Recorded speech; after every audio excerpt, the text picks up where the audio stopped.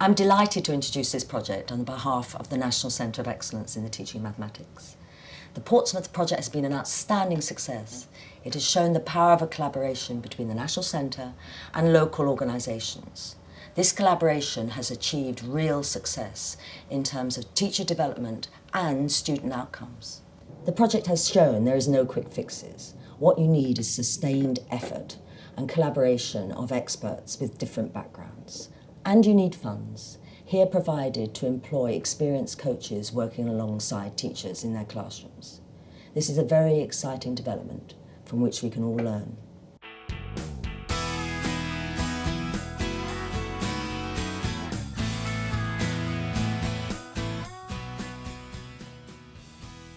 The original idea behind the coaching was to look for a way to try and skill the teachers to a level where they had confidence in delivering the work they were delivering. I was offered coaching when I was in the third term of my NQT year. From what I remember, it was something that I was offered rather than I had to do, but I welcomed the opportunity to be given some extra help. I was approached by Jim Noonan, who came to say that Terry would be coming to work with me and he would be coming in once a week to have a look at my lessons and give me some advice and feedback and just to basically give me some coaching. I thought that I was the best teacher there ever was, and why do I need coaching from anybody when I can do it already? I was already getting satisfactories and good lessons, never had a failed lesson, and I knew it all anyway, so why did I need any coaching? To begin with, I thought I was being targeted because I needed help, but then I realised that he was actually coming in because he thought he could help me accelerate to be a better teacher more quickly.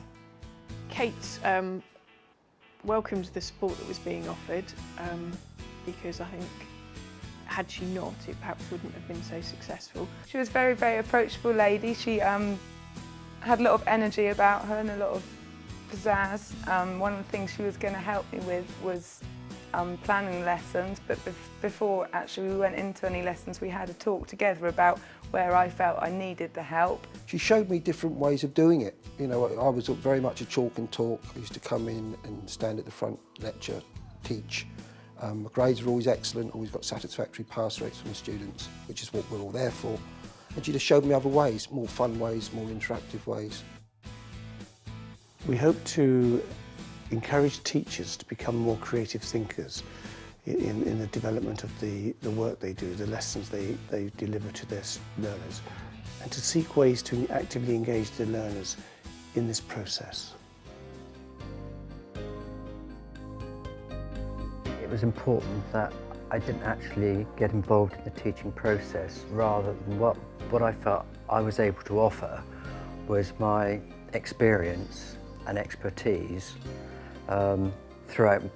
gained throughout my 30-odd years teaching. I feel it's really important that I don't try to create a clone of myself or another maths teacher. So I work with their style and try to help them to identify areas that they can enhance themselves. Totally changed me as a teacher, totally turned the way that I teach. Give me more tools, actually made me a better teacher, because all the old me was still there, but with all the extras as well. We first of all piloted the scheme with one coach who worked a day a week in 5 schools with 5 individual teachers for half a term. She used to come in about an hour before the lesson started, and what we're doing today, what we're teaching, because she was in once a week. So from week to week I'd moved on before she'd come in. How far have you got with this topic? How far have you got with that topic? And I had all my lesson plans, and we'd go through the lesson plans, go through what I would teach. And then afterwards, at the end of the day, she'd come back in and we'd have another half an hour. Well, this lesson was particularly good, this worked, that didn't work, why don't you try this? It was a very intense period of time, and therefore Kate had to respond to the feedback. There were very short deadlines, but they were very supportive in terms of this time next week, when I come in, we will do this. I think it's really important in the coaching and in training that you discuss before what it is you're going to be looking at and what you're going to be tackling, and then of course afterwards to have the feedback and to assess what you'd planned on looking at. For example, if you were looking at behaviour before, you could talk about how you could improve it. She'd give me ideas on how to improve the behaviour, improve the planning. After the lesson, it was really important that we got the feedback. We talked about what went well and still what could be improved. I think some teachers feel that the way they're teaching is effective. It's the way they learnt, they feel comfortable in that teaching style, whereas if I manage to encourage them to try to take risks and try more engaging activities, they recognise the benefits to the pupils' learning, but it's getting them over that hurdle, getting them to realise that the kids can achieve more.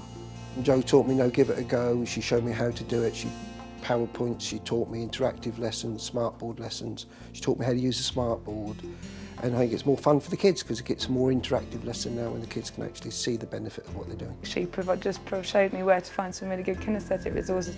Just a basic thing, which was a multiplication square, but rather than getting them to write it out, it was a jigsaw, so they had to cut it out and fit the jigsaw together, and that worked really well. I think it's really important for teachers to reflect on their approaches, to think about the mathematics they're teaching pupils, so that they're not just doing exercises from a book, but they're using maths in real life context.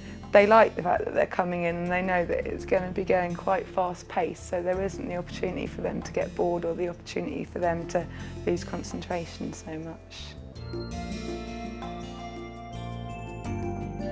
Because they talk in the playground and then them children take it into their classes.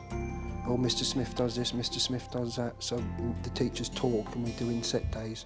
I do talk about it with individual teachers, especially the other NQTs. We do get together and we talk about the coaching. With Kate, actually, I think was far more useful because we had the subject specific, looking at how a particular topic is delivered. From being very negative, I've become very, very extremely positive in a very short space of time. And I used to stay after school, and on lots of occasions we were asked to leave by the cleaner because we were actually still going through and reviewing. It was a really positive experience. It's helped to improve relationships with the pupils. I respect them, but I think they respect me more because I've gained more control over them. They can see I'm more confident with them. She increased my confidence as a teacher. She gave me lots of good ideas to make my planning better. She reassured me that what I was doing was right. At the end of the day, we're teachers and we're there for the pupils. So it's not only a benefit to me, but if I'm a better teacher, then we produce better students. You could look at it and say it'd be great to be able to work with a teacher every day of the week, but going in one day a week, it gives the teacher time to reflect on what's taken place and to think forward towards the next lesson, so it gives them the time to mull over the ideas. Actually, the idea of the maths coaching that Kate has experienced was that it was maths coaching, not that it was a coaching programme. One of the teachers I've worked with was identified as having potential for moving forward, and in actual fact, after only 1 year of teaching, she was able to take on a responsibility within the department, and I think that was a measure of the success. Change, not a lot. Not a lot. I would try and get the teachers in there more. I would, once a week, as I say, you teach 5 days a week. So the actual class has moved on 4 lessons without the coach in there. What would be nice would be to meet up with her again so she could come back and see, how I am nearly 2 years on. It'd probably be nice for the coach as well to see if you're still using their techniques and to see, other ones that you might have developed of your own that they might not know but then could pass on to someone else. But time's probably the most significant factor, having the time to sit down with the teacher before a lesson and again after the lesson so it's fresh in your mind, and then being able to tweak out the key areas that could be developed. The greatest improvement in the project would be to train up coaches to work within their own schools. Already a number of people who have been coached have shown skills that show that they could probably go on and work with colleagues. The long term, it's to encourage the schools to develop the coaches within their own staff. I believe that coaching shouldn't necessarily be something that's just done in your first or second year of teaching. It can be something that you can carry on. Maybe you can go on to coach other people, but it should be an ongoing thing. You can really be yourself because you know this doesn't matter. They're not going to go and tell somebody else in the school about you. It really is just for you, and you know it's just purely there to help you. It's not to, you know, sort of look what you're doing and to sort of, it's not in a negative way. You can see it more as a positive. It's not only improved me as a teacher, but it's also improved my department as a department because of the strategies that she's left with me that I've been able to put through the department. And as I've got more responsibility within the department now, I'm now in a position to implement some of the policies that she left with me. We don't know what the future's going to be, but we do know that the kids need to be reflective thinkers and they need to think creatively.